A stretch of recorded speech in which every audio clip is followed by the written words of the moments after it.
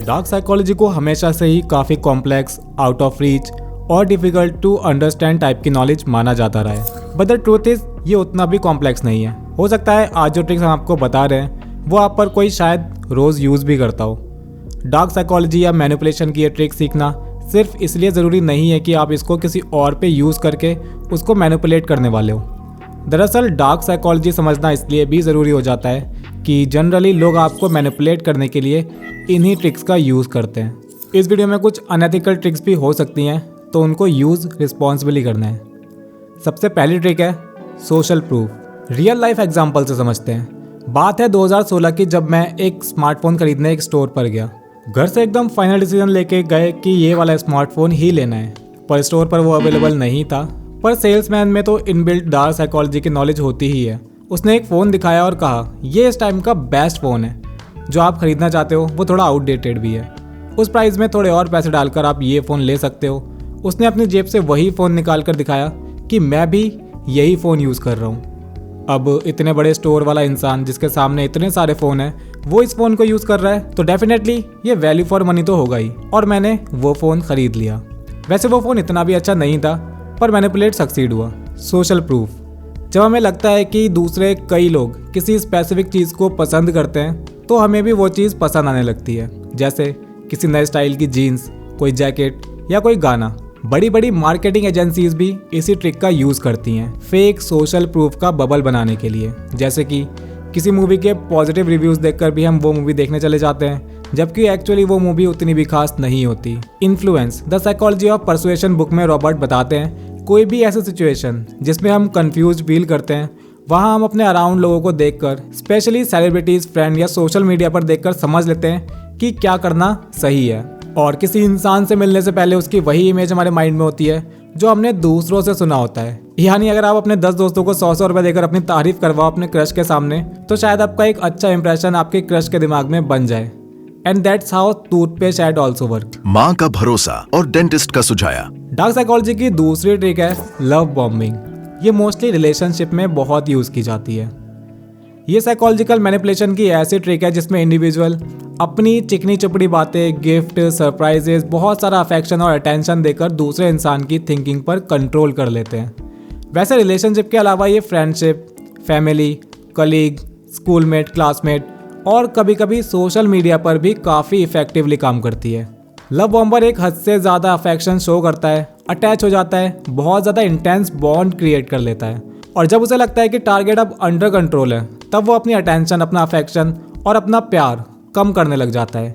ये चीज़ सामने वाले इंसान को निगेटिवली अफेक्ट करने लगती है, और इस स्ट्रेस में उनका टारगेट सिर्फ ये बॉन्ड बचाने के लिए उनकी काफ़ी सारी अनएथिकल बातें मानने पर मजबूर हो जाता है, और वो मैनिपुलेशन का शिकार हो जाता है।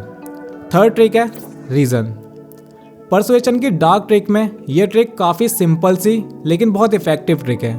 मैनिपुलेटर को जो चाहिए उसे पाने के लिए रीज़न और लॉजिकल आर्गुमेंट का यूज़ करके टारगेट को कन्विंस किया जाता है। इमेजिन आपके पास 2 होमलेस लोग आते हैं। एक सिर्फ पैसे मांग रहा है, दूसरा बोलता है कि उसे पैसे इसलिए चाहिए क्योंकि वो कल से भूखा है, उसे खाने के लिए पैसों की ज़रूरत है। तो इस बात के ज़्यादा चांसेस हैं कि आप सेकंड वाले इंसान को पैसे देना ठीक समझोगे, क्योंकि उसने आपको एक रीज़न दिया कि उसे पैसे क्यों चाहिए। एक मास्टरमाइंड इंसान जो बैंक लूटना चाहता है, उसे हट्टे कट्टे इंसान की ज़रूरत है।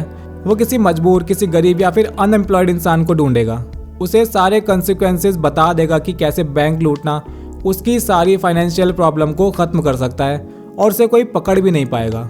उसका रीज़न इतना स्ट्रांग होता है कि वो इंसान बहुत ईजीली मैनिपुलेट हो जाता है, और यहीं से एक नया क्रिमिनल भी बनता है। यानी बहुत सारे क्राइम्स के पीछे सिर्फ ये परसुएशन ही काम कर रहा होता है। फोर्थ ट्रिक है सेल्फ अबेसमेंट। सामने वाले इंसान को अपनी कोई भी बात मनवाने के लिए हमेशा एक स्ट्रॉन्ग पॉइंट होना ज़रूरी नहीं होता। ज़रूरी नहीं है कि सामने वाले इंसान को फोर्स करके, इंसल्ट करके ही अपनी बात मनवा सकते हैं, और इस बात को प्रूव करता है सेल्फ अबेसमेंट। मैनिपुलेटर को जो चाहिए वो पूरा करने के लिए खुद को हम्बल करते हैं, खुद की इंसल्ट कर लेते हैं। मोस्टली इसका यूज़ किया जाता है अपनी बात मनवाने के लिए, खुद पर भरोसा दिलवाने या फिर माफ़ी मांगने में, और कभी कभी रिलेशनशिप को स्ट्रॉन्ग करने के लिए। सेल्फ अबेसमेंट यानी जब हम खुद को इंसल्ट करते हैं, ये थोड़ा रिवर्स साइकोलॉजी से रिलेट करता है। जैसे आपका पार्टनर आपसे नाराज़ है, आपकी मनाने की पावर ही नहीं बची।